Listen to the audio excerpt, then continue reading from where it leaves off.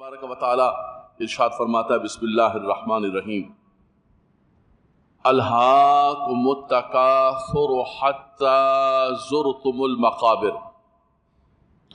یہ دو لفظوں کا مجموعہ ہے، التکاثر اور الہاکم، بلکہ تین. کم الگ ضمیر ہے، الہا الگ ہے اور التکاثر الگ ہے.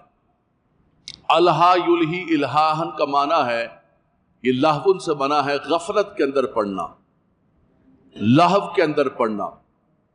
اور کم ضمیر ہے، فرمایا کہ تمہیں غفلت کے اندر ڈال دیا. کس چیز نے؟ التکاثر. یہ ذرا توجہ فرمائیے گا کہ یہ لفظ تکاثر کیا ہے. تکاثر کثرت سے بنا ہے، اور تکاثر کا معنی ہے کثرت کا طلب کرنا، کثرت چاہنا. یہ تکاثر کا معنی ہے. فرمایا کہ بہت زیادہ مال جمع کرنے کی تمنا نے تمہیں غفلت کے اندر ڈال دیا، حرص و ہوس نے تمہیں غفلت کے اندر ڈال دیا، اور تم بہت زیادہ جمع کرنے کے لیے نکل پڑے. اور تکاثر کے اندر ایک اور چیز بھی مفسرین کرام نے نقل فرمائی ہے. ایک ہے مطلق مال کا جمع کرنا. تو مال تو ہم سب کی ضرورت ہے، گھر کے لیے، کپڑوں کے لیے، گاڑی کے لیے، نان و نفقہ کے لیے، بچوں کے لیے. مطلق مال جمع کرنے سے اسلام نے منع نہیں کیا. مطلق مال جمع کرنے کی نفی نہیں کی. مال جمع ہوتا ہے، بیلنس ہوتا ہے تو زکوٰۃ ادا ہوتی ہے. زکوٰۃ تو جو جمع شدہ مال ہے اسی پر ادا ہوتی ہے. اگر مطلق مال جمع کرنا ناجائز و حرام ہوتا تو پھر تو زکوٰۃ ہی نہ ہوتی. التکاثر مع التفاخر. تکاثر کہتے ہیں کثرت سے جمع کرنے کی حرص و ہوس اور بطور فخر کے. ورنہ آج یہ سورہ جمعہ کی رات سے تلاوت ہو رہی ہے، مغرب کی نماز سے رب تعالیٰ فرماتا ہے فَإِذَا قُضِيَتِ الصَّلَاةُ فَانتَشِرُوا فِي الْأَرْضِ وَابْتَغُوا مِنْ فَضْلِ اللَّهِ. جب جمعۃ المبارک ادا کر لو، فرمایا زمین میں پھیل جاؤ اور اللہ تبارک و تعالیٰ کا فضل تلاش کرو. مفسرین کرام فرماتے ہیں کہ فضل اللہ سے مراد رزق حلال ہے. سبحان اللہ فرما دیں، باواز بلند سبحان اللہ فرما دیں. اللہ تعالیٰ اس دن کے صدقے ہم سب کو رزق حلال عطا فرمائے، ہمارے بچوں کو پھلوں سے روزی عطا فرمائے. سورہ مزمل کے اندر فرمایا وَآخَرُونَ يَضْرِبُونَ فِي الْأَرْضِ يَبْتَغُونَ مِنْ فَضْلِ اللَّهِ. فرمایا کہ کچھ لوگ وہ ہیں جو زمین کے اندر سفر کرتے ہیں اور کیا کرتے ہیں؟ يَبْتَغُونَ مِنْ فَضْلِ اللَّهِ، اللہ کے فضل کو تلاش کرتے، بزنس ٹور کرتے، تجارت کا سفر کرتے. فرمایا یہ کہاں جا رہے ہیں؟ فرمایا روزی کمانے جا رہے ہیں. فرمایا رب تبارک و تعالیٰ نے اس کو بھی فضل اللہ سے تعبیر فرمایا. اور یہیں پر سورہ یہ جو سورہ تکاثر ہم پڑھ رہے ہیں، اس سے دو سورہ پہلے رب تبارک و تعالیٰ نے وَإِنَّهُ لِحُبِّ الْخَيْرِ لَشَدِيدٌ، وَإِنَّهُ لِحُبِّ الْخَيْرِ، مال کو خیر سے تعبیر فرمایا، مال کو فضل سے تعبیر فرمایا، مال کو اللہ تبارک و تعالیٰ کی رحمت سے تعبیر فرمایا. تو مطلق مال رکھنا کو گناہ نہیں ہے. صحابہ کرام امراء تھے، سیدنا عثمان غنی رضی اللہ تعالیٰ عنہ، سبحان اللہ، عبد الرحمن بن عوف، سیدنا صدیق اکبر، دیگر صحابہ کرام، اللہ نے ان کو مال عطا فرمایا ہوا تھا. یہاں پر جو رب تبارک و تعالیٰ فرما رہا ہے الہاکم التکاثر، تمہیں بہت زیادہ مال جمع کرنے کی شوق نے اور بہت زیادہ مال کو جمع کرنا بطور تفاخر اور فخر کے، بہت زیادہ مال کو جمع کرنا بطور حرص و ہوس کے.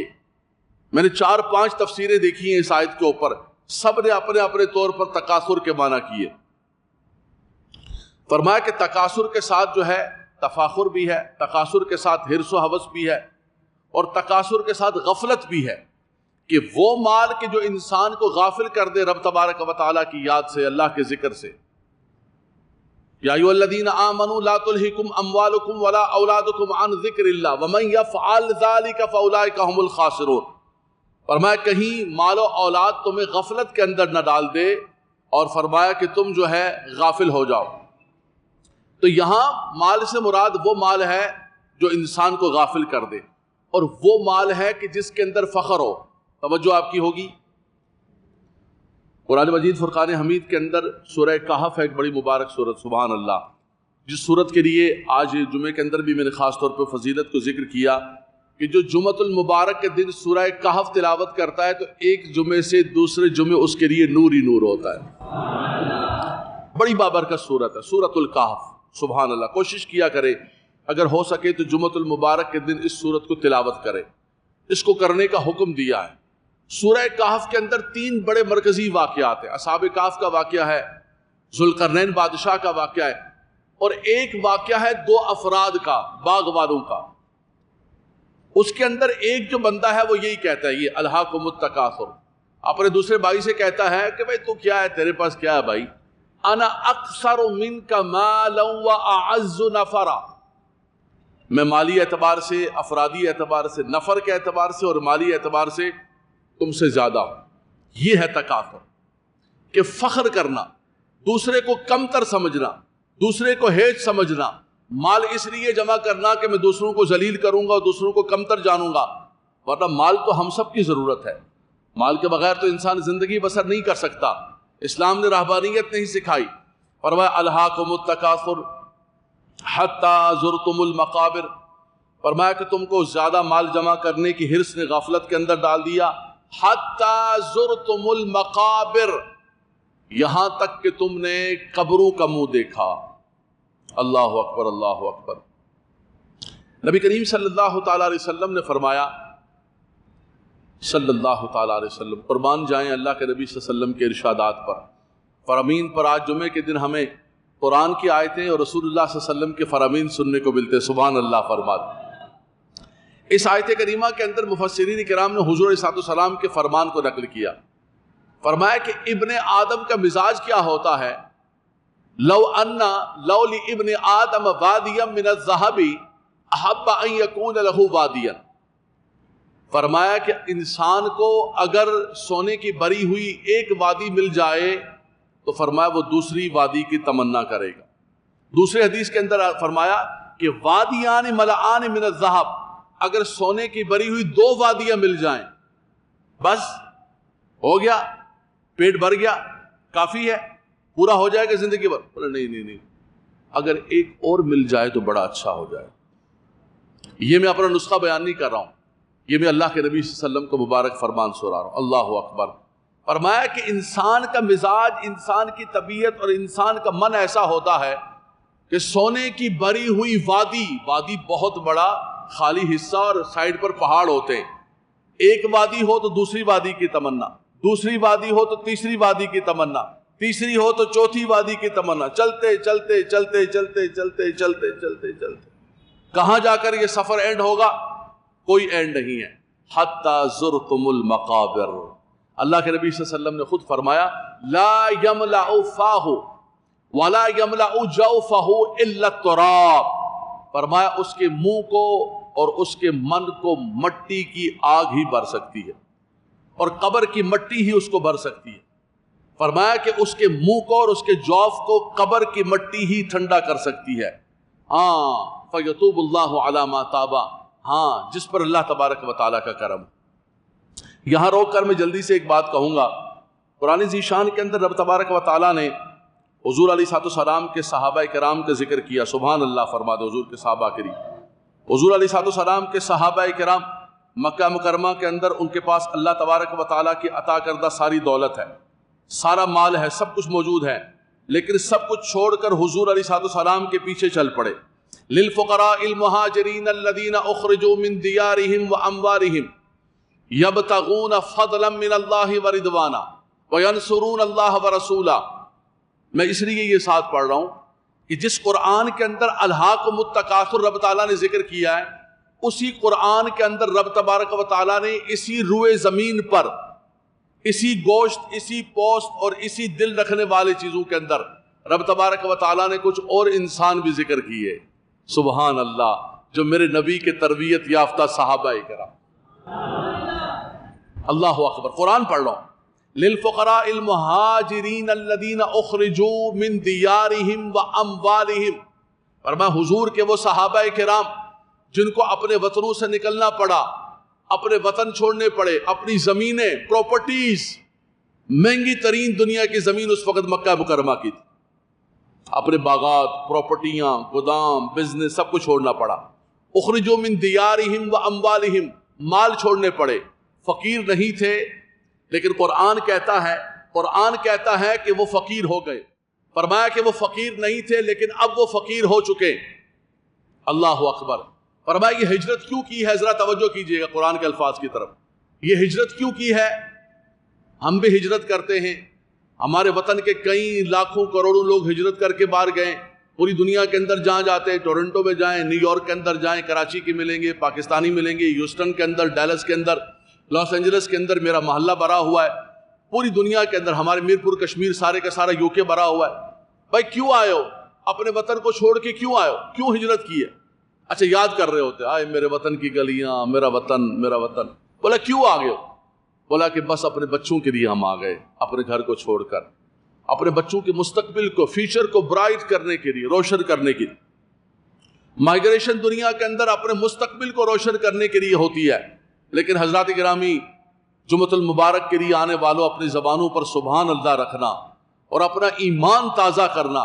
قرآن کہتا ہے کہ ایک ہجرت ایسی ہے جو اپنا سب کچھ قربان کر کے اللہ اور اس کے رسول کے رضا کے لیے ہو، اور اس کی گواہی قرآن دے رہا ہے، میں گواہی نہیں دے رہا۔ یبتغون فضلا من اللہ ورضوانا وینصرون اللہ ورسولہ اولئک هم الصادقون۔ اللہ اکبر۔ فرمایا اللہ اور اس کے رسول کے رضا کے لیے، دین کی مدد کے لیے۔ سبحان اللہ، انہوں نے چھوڑ دیا۔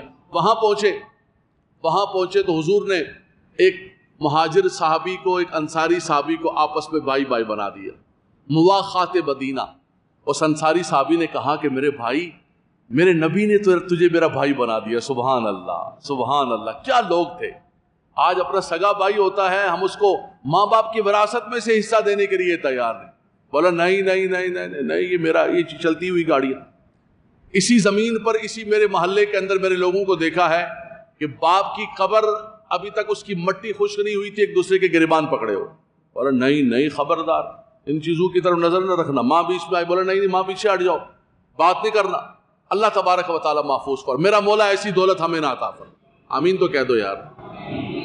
بولا یار جیسے بھی ہو مولانا صاحب آنے دو یار، آپ تو کنڈیشن لگا کے مشروط قسم کی چیزیں مانگتے ہو، مشروط ہی مانگو۔ اللہ تبارک و تعالیٰ فقر سے محفوظ فرمائے، رب تبارک و تعالیٰ ہمارے بچوں کو روزی عطا فرمائے، پھلوں سے روزی عطا فرمائے، لیکن رب تبارک و تعالیٰ ایسی روزی نہ عطا فرمائے کہ ہماری بھی قبریں برباد، یہ بھی یہاں زمین پر برباد، سب کچھ برباد ہوں۔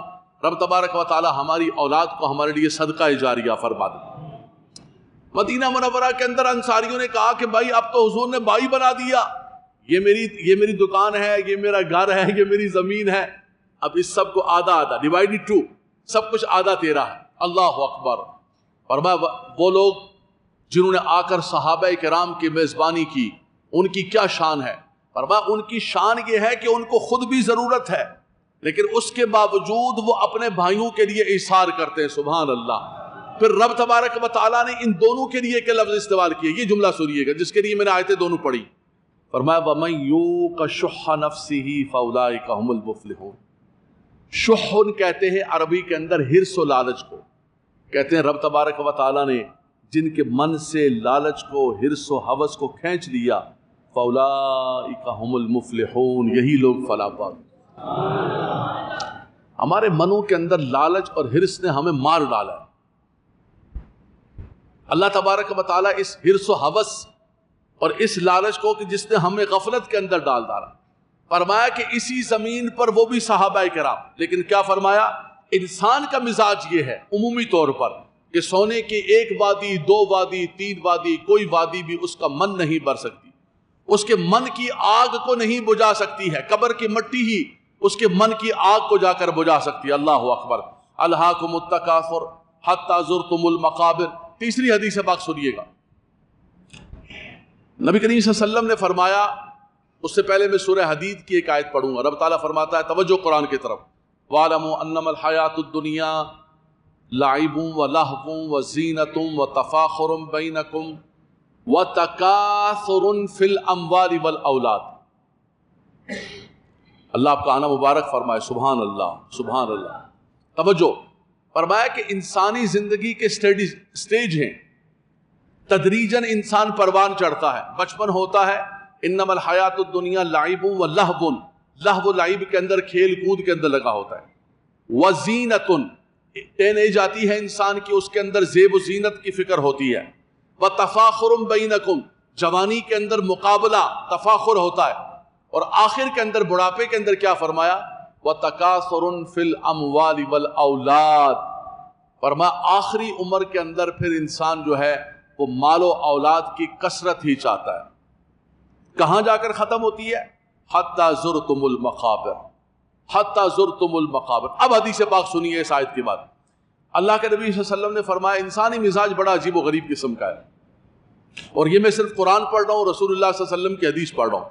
بڑے بڑے سمجھدار لوگ بیٹھے ہوئے ہیں، بڑے بڑے عقل مند لوگ بیٹھے ہوئے ہیں.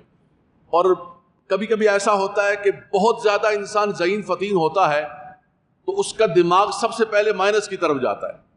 سب سے پہلے وہ عکس کو، او یار یہ کیا ہے، یا نہیں یار یہ کیسی بات کر رہے ہیں یار، مولانا صاحب سمجھ نہیں آ رہی، دماغ میں نہیں آ رہی، دماغ میں نہیں آ رہی. تو میں بار بار ریپیٹلی کہہ رہا ہوتا ہوں بار بار کہ حضرات گرامی یہ جو پیغام آپ سن رہے ہیں یہ کسی حکیم کا تجربہ نہیں ہے، یہ کسی مفکر کی بات نہیں ہے، یہ اللہ کا کلام ہے، رسول اللہ کی مبارک حدیث. تب جا کر ایک بندہ مومن سوچتا ہے کہ بھائی یہ جو رب تبارک و تعالیٰ فرما رہا ہے، اس کا حبیب فرما رہا ہے، ایسا ہی ہے. سبحان اللہ. کم سے کم ایک گنہگار سے گنہگار مومن جو ہے اللہ اور اس کے رسول کے قول کے سامنے سرنڈر ہو جاتا ہے، کہتا ہے ختم بات، ختم، میری عقل میرا سارا کچھ ختم ہو گیا. اب سنیے اللہ کے نبی صلی اللہ علیہ وسلم کیا فرماتے ہیں. فرمایا ولا یزال القلب الکبیر شابا فی اثنتین. فرمایا بندہ جو بوڑھا ہوتا ہے، ومن نعمرہ ننکسہ فی الخلق، ایک عمر آتی ہے انسان بڑھتا جاتا ہے، اس کی قوتیں بڑھتی جاتی ہیں. ایک وقت آتا ہے اب اس کی قوتیں گھٹنا شروع ہو جاتی ہیں، اس کے اعضاء کمزور ہونا شروع ہو جاتے ہیں، کھانا پینا کم ہو جاتا ہے، چلنا پھرنا کم ہو جاتا ہے، نیند کم ہو جاتی ہے. ہر چیز اس کی، پہلے اگر 3 روٹی کھاتا تھا تب 2 روٹی کھاتا ہے، 2 روٹی کھاتا تھا تو 1 روٹی پر آ گیا، نیند 5 گھنٹے کی ہو گئی، چلنا پھرنا کم ہو گیا، ہر چیز اس کی کم ہو جاتی ہے.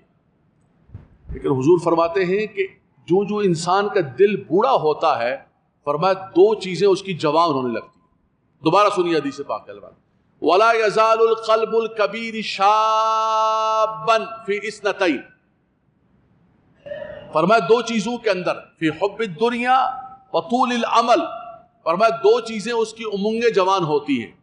ہزاروں خواہشیں کہ ہر خواہش پہ دم نکلے، پوری غزل ہے. فرمایا کہ انسان کی ہر تمنا کہتا ہے کہ یار یہ بھی میرا ہو جائے، کاش میری یہ بھی ہو جائے. حتی زرتم المقابر، اس کی ٹانگیں قبر کے اندر ہیں، لیکن تمنائیں ہیں کہ ختم ہونے کا نام نہیں لے رہے، امنگیں ہیں کہ اور بڑھتی جا رہی ہیں، نیچے سے اور نکلتی جا رہی ہیں. حضور فرماتے ہیں کہ انسان بوڑھا ہو جاتا ہے لیکن اس کے دل کے اندر 2 چیزیں جوان ہوتی ہیں.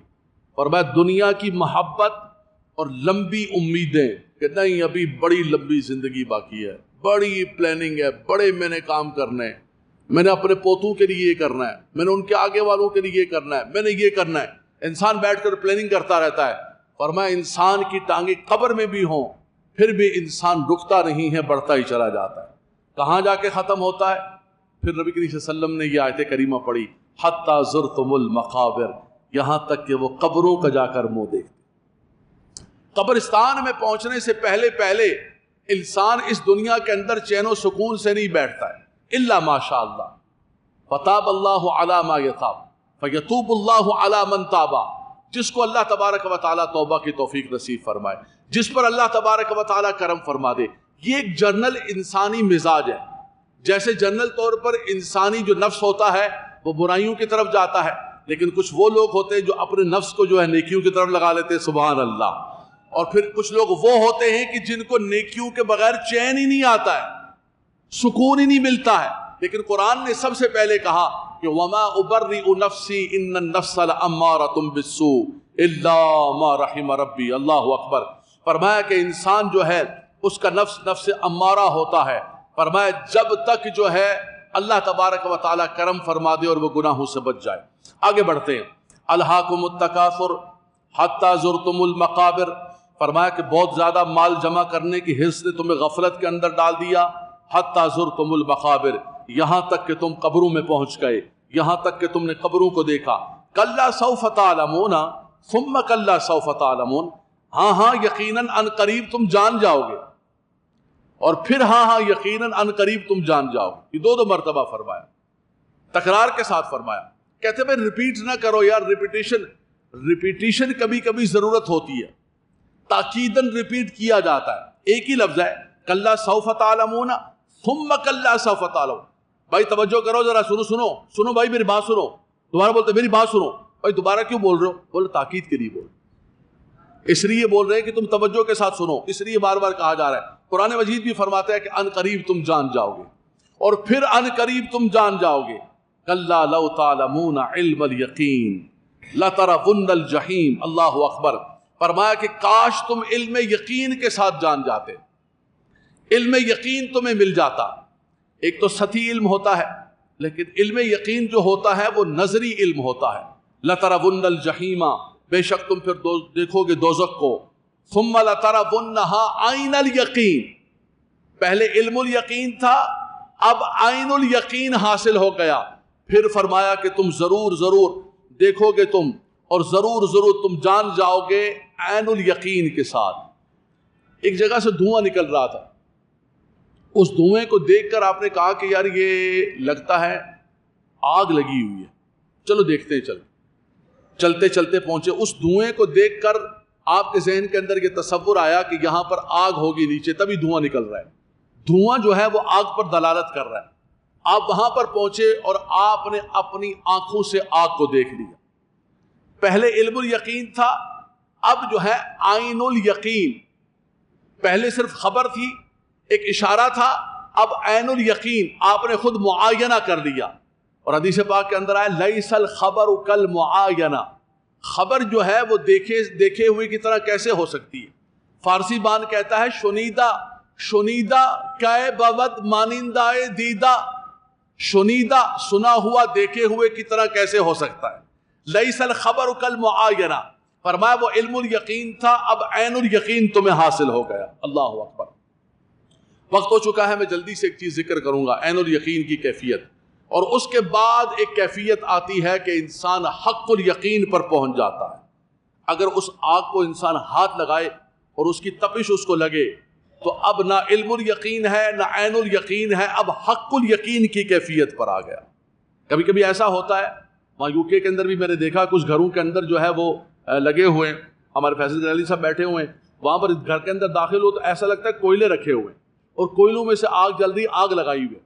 وہاں جا کے قریب جا کے دیکھو تو وہ کوئلے نہیں ہوتے، وہ ویسے انہوں نے بنایا ہوتا ہے، وہ گیس ہی کا ایک نیا ویژن ہے، اور اس کو دکھایا ہوتا ہے جیسے کوئلے سے آگ جل رہی ہے۔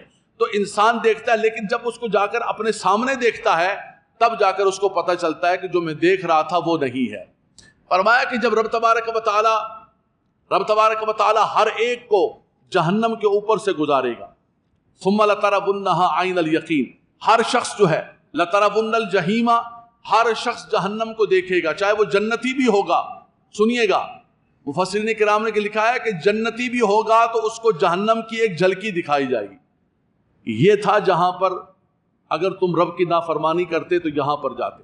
دوسری حدیث پاک فرمایا کہ پل صراط کو جہنم کے اوپر لگایا گیا، پل صراط کی باریکی، پل صراط کی سختی، اس پر سے لوگ گزرنا شروع ہوں گے۔ فرمایا کچھ لوگ گھڑ سوار کی طرح تیزی کی طرح گزر جائیں گے، کوئی آندھی کی طرح گزر جائیں گے، کوئی آہستہ گزر رہے ہوں گے، لڑک رہے ہوں گے، اور کچھ جو ہے لڑکتے لڑکتے اللہ تعالیٰ محفوظ فرمائے نیچے جہنم میں گر جائیں گے۔ تو ہر ایک جہنم کو دیکھتا ہوا گزرے گا، پھر پہنچتے پہنچتے جو جنت پہ پہنچ گئے، جو جہنم میں گئے، رب تبارک و تعالیٰ پھر ان کے درمیان سے ایک پردے کو ہٹا دے گا، پھر پردے کو ہٹائے گا۔ وہ جہنمی جنتیوں کی نعمتوں کو دیکھیں گے کہ میرا فرینڈ، میرا نیبر، میرا دوست، میرا کولیگ، یار وہ جنت کے اندر کیا نعمتیں، اور میں اس میں انسان کو اور زیادہ تکلیف ہوتی ہے۔ اور جس کو جنت ملی ہے وہ دیکھے گا کہ رب تبارک و تعالی الحمدللہ الذی، اے خدایا تیرا لاکھ لاکھ شکر ہے، اللہ کی حمد کرے گا کہ اے خدایا تو نے اس جہنم سے ہمیں بچایا اور تو نے ہمیں جنت کا وارث بنایا۔ سبحان اللہ۔ آج مبارک دن کے صدقے ہم سب کو اللہ تعالی جہنم کی آگ سے محفوظ فرمائے۔ فی جنات یتساءلون عن المجرمین، فرمایا مجرمین کے درمیان، جنتیوں کے درمیان اور جہنمیوں کے درمیان پردے کو ہٹا دیا جائے گا۔ اور جنتی پوچھیں گے جہنمیوں سے ما سلککم فی سقر، تمہیں کیا چیز جہنم کے اندر لے کر گئی؟ کہیں گے لم نک من المصلین، ہم نماز نہیں پڑھتے تھے. لم نک نطعم المسکین، سورہ مدثر کے اندر فرمایا ہم مسکین کو کھانا نہیں کھلاتے تھے. اگلی جو بات ہے وَكُنَّا نَخُوضُ مَعَ الْخَائِضِينَ وَكُنَّا نُكَذِّبُ بِيَوْمِ الدِّينِ حَتَّى أَتَانَا الْيَقِينَ. علم یقین آج سامنے جب پہنچے ہیں تو تب ان کو جا کر یقین ہوا اس بات کا. فرمایا ہم تو دنیا کے اندر مجلسوں میں بیٹھتے تھے تو مذاق اڑاتے تھے، ابے ملاؤں کو دیکھو ایسے آخرت کی باتیں کرتے رہتے، ایسے ڈراتے رہتے لوگوں کو جہنم میں جاؤ گے فلان ہوگا. کچھ بھی نہیں ہے بھائی، اور میرے بھائیوں کچھ بھی نہیں ہے. چل کرو، مزے کرو، انجوائے کرو اپنی لائف کو، کھاؤ پیو جیسے مرضی کرو. اور پرانے دور کے وہی باتیں کرتے ہیں کہ حلال کماؤ، یہ کرو وہ کرو. کچھ بھی نہیں بھائی، اوپن میدان ہے. یہ بیچارے خود مولوی لوگ کچھ کر نہیں سکتے ہیں تو دوسروں کو بھی ریسٹرکشن لگاتے ہیں اور ہماری ترقیوں کو روکتے، ہماری ترقیوں کو روکنا چاہتے ہیں. یہ نہیں چاہتے ہم آگے بڑھیں، یہ نہیں چاہتے مسلمان قوم آگے بڑھے، کہ مسلمانوں کو یہ مولوی لوگ پیچھے کر دیں گے، اور یہ آخرت سے ڈراتے رہتے ہیں. ہم بیٹھ کر اپنی مجلسوں کے اندر، وہ جہنمی کہیں گے، ہم بیٹھ کر اپنی مجلسوں کے اندر آخرت کا مذاق اڑاتے. وَكُنَّا نَخُوضُ مَعَ الْخَائِضِينَ وَكُنَّا نُكَذِّبُ بِيَوْمِ الدِّينِ. ہم تو آخرت کو مانتے نہیں تھے. حَتَّى أَتَانَا الْيَقِينَ، آج ہمیں یقین ہو گیا ہے. اللہ اکبر اللہ اکبر. آج جب ہم پہنچ گئے ہیں تو ہمیں یقین ہو گیا ہے کہ یہ مذاق نہیں تھا، یہ کہانیاں نہیں تھی، یہ سٹوریاں نہیں تھی، یہ قرآن اللہ کا ہمیں متنبع کر رہا تھا کہ تمہیں مرنے کے بعد اللہ کی بارگاہ کے اندر جانا. دوسرا یقین کا لفظ قرآن کے اندر مومنین کے لیے آیا. فرمایا وَاعْبُدْ رَبَّكَ حَتَّى يَأْتِيَكَ الْيَقِينُ. سبحان اللہ سبحان اللہ. فرمایا اللہ کی عبادت کرتے رہو. کب تک کرتے رہو؟ کب تک کرتے رہو؟ جب تک تم یقین کے مقام تک نہیں پہنچ جاؤ. وہ یقین کا مقام کیا ہے؟ نبی کریم صلی اللہ علیہ وسلم نے فرمایا، ایک شخص آنے والا آیا اور اس نے پوچھا کہ مل احسان یا رسول اللہ. حدیث جبریل کے اندر جبریل علیہ السلام انسانی صورت میں حضور سے پوچھا مل احسان یا رسول اللہ، احسان کیا ہے؟ حضور نے فرمایا کہ احسان یہ ہے کہ ان تعبد اللہ کأنک تراہ فإن لم تکن تراہ فإنہ یراک. فرمایا احسان یہ ہے کہ تو ایسے عبادت کرے کہ تو رب تبارک و تعالیٰ کو دیکھ رہا ہے، رب کی بارگاہ کے اندر اس انداز میں کھڑے ہو. فرمایا اگر یہ نہیں ہے تو کم از کم منیمم سے منیمم یہ تصور تو کر جب تو کھڑا ہو اللہ اکبر، یہ تصور تو کر کہ فَإِنَّهُ يَرَاكَ، وہ مالک و مولا تجھے دیکھ رہا. اللہ اکبر اللہ اکبر. فرمایا ایک علم الیقین ہے، ایک عین الیقین ہے، ایک حق الیقین ہے. ثم لترون کلا لو تعلمون علم الیقین ثم لترونها ثم لترون الجحیم ثم لترونها عین الیقین. پھر جب تم جہنم کے اندر پہنچو گے تو فرمایا کہ تمہیں یقین کا علم حاصل ہو جائے گا. آخری جو آیت کریمہ ہے ثم لتسألن یومئذ عن النعیم. اللہ اکبر. پھر فرمایا کہ اس دن ہر نعمت کے بارے میں سوال پوچھا جائے گا. اس آیت پر تفسیر میں نہیں شروع کرنا چاہ رہا ہوں چونکہ وقت بہت ہی مختصر ہے. اس آیت کریمہ کا ترجمہ اور تفسیر انشاءاللہ تعالی اگلے جمعۃ المبارک کے اندر ذکر کروں گا. بس اتنی دعا ہے کہ جتنا قرآن سنا ہے اللہ تعالیٰ قرآن کے نور سے ہمارے دلوں کو منور فرما دے. اس مبارک دن کے اندر سبحان اللہ، اے میرے مالک و مولا، جو مجلس قرآن ہوئی ہے، درس قرآن ہوا ہے، یہ آیات طیبات کا ترجمہ اور تفسیر اور حضور کی حدیث سے ہم نے سماعت کی ہیں. یا رب العالمین اسے ہمارے لیے ذریعہ بخشش و مغفرت بنا دے. ہمیں پاکیزہ زندگی عطا فرما، پاکیزہ روزی عطا فرما، حرص و ہوس سے محفوظ فرما، ہماری اولادوں کو پھلوں سے روزی عطا فرما. وآخر دعوانا ان الحمد